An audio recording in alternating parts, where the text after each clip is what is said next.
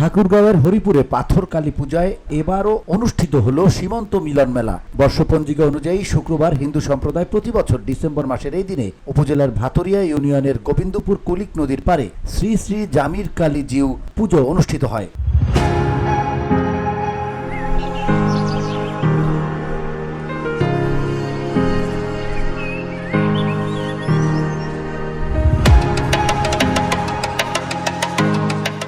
এই পুজোকে কেন্দ্র করে দীর্ঘদিন ধরে কুলিক নদীর ওপারে ভারতের তারকাটার এপার ওপার কোচল চাপসার ও গোবিন্দপুর এবং ভারতের নওগাঁও ও মাকড়হাট সীমান্তের তারকাটার 2 কিলোমিটার এলাকা জুড়ে দুই বাংলার সজরাজে উপস্থিতে মিলন মেলায় পরিণত হতো।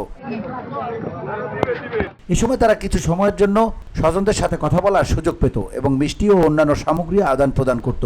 কিন্তু গত 2019 সালে বাংলাদেশে করোনার সময় থেকে এই মেলা বন্ধ হয়ে যায়। প্রতি বছর ডিসেম্বর মাসে এই কালী পুজো অনুষ্ঠিত হলেও ওই সীমান্তে আর কোনো মিলন মেলা হয়নি।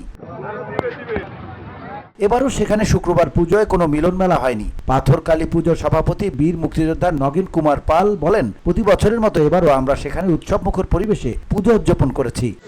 আমরা আমাদের মতো করে পূজা এবার করছি, কিন্তু প্রশাসনের অনুমতি না থাকায় এবারও কালী পূজার সীমান্তে কোনো মিলন মেলা হয়নি। VOD Bangla news desk.